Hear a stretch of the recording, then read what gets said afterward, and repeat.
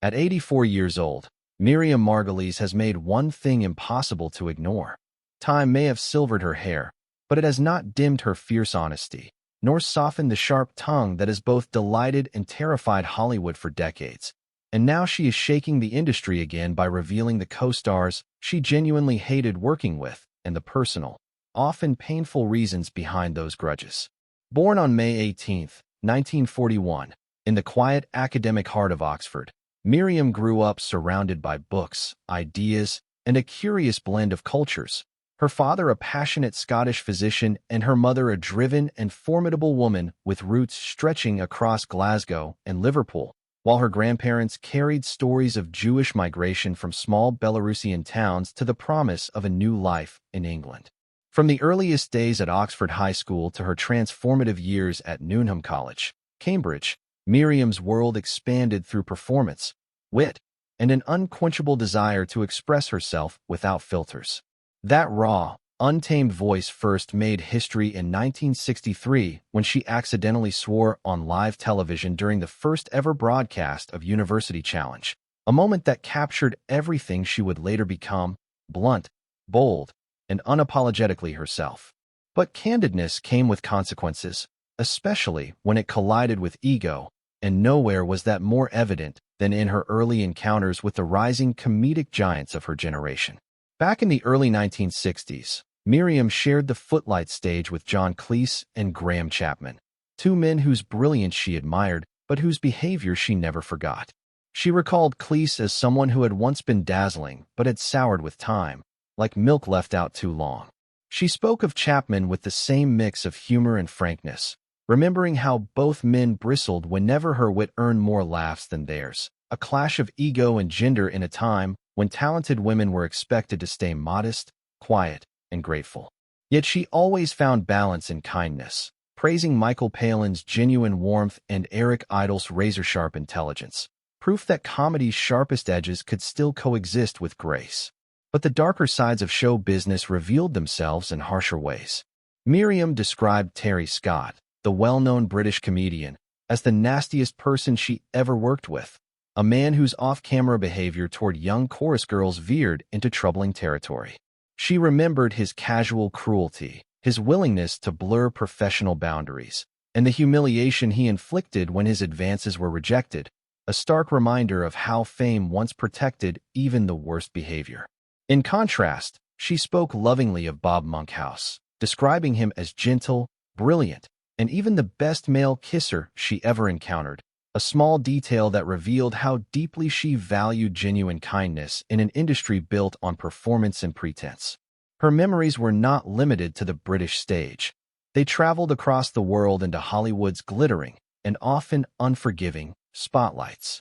One of her most chaotic and hilarious moments came while filming The Age of Innocence with Martin Scorsese, when the suffocating seriousness of Victorian etiquette pushed her to break the tension by lifting her Dickens-style blouse and flashing the entire crew, turning a silent, dour set into a stunned eruption of disbelief and laughter.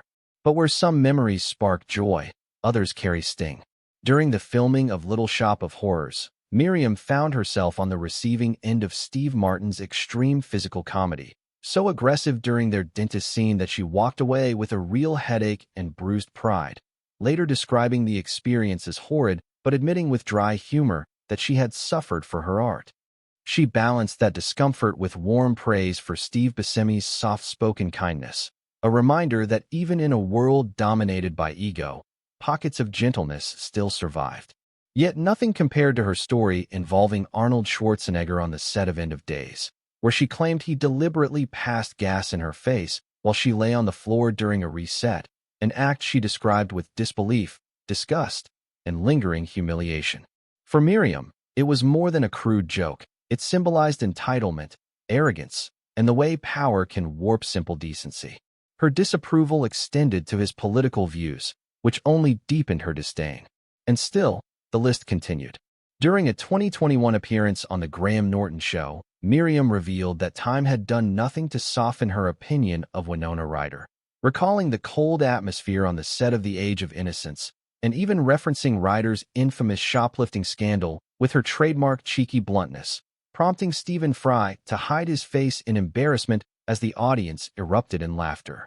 Yet beneath Miriam's mischievous storytelling was something deeper, a kind of mourning for a Hollywood she felt had lost its sense of grace.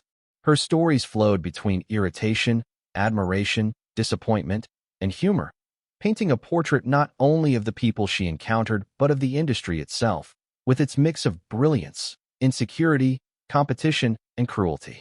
Looking back on more than 60 years of performances, Margolyes has never been interested in silence or diplomacy. She does not tell these stories to seek closure or stir scandal. She tells them because she believes that truth, raw, messy, and unedited, matters more than maintaining the illusion of a perfect industry. When she speaks of Terry Scott's cruelty, she speaks for countless women who endured the same treatment in silence. When she laughs about Steve Martin's aggressive acting or Schwarzenegger's crude disrespect, she also exposes the uncomfortable truth that fame often shields bad behavior. Even her jab at Winona Ryder is less condemnation than a lament for what she sees as a fading standard of elegance. Miriam Margolyes has spent her life refusing to be sanitized. She has no interest in being remembered as a polished icon, nor does she care if her honesty makes her appear rude, unladylike, or abrasive.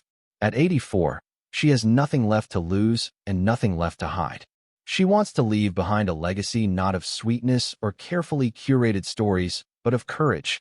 The courage to say what others won't, to reveal what others bury, and to remind the world that behind the glamorous sheen of entertainment lies a complicated, often uncomfortable truth. In the end, her so-called hatreds are not really hatreds at all. They are snapshots of a lifetime spent navigating egos, brilliance, cruelty, and occasional kindness. They are warnings, confessions, and revelations. They are flames, not meant to destroy but to illuminate. In a world obsessed with polish, Miriam Margolyes chooses to be the honest crack in the surface, the visible stitch in a flawless costume, the one voice refusing to be airbrushed out. And maybe that is why, long after the lights fade, she will be remembered, not for perfection, but for truth.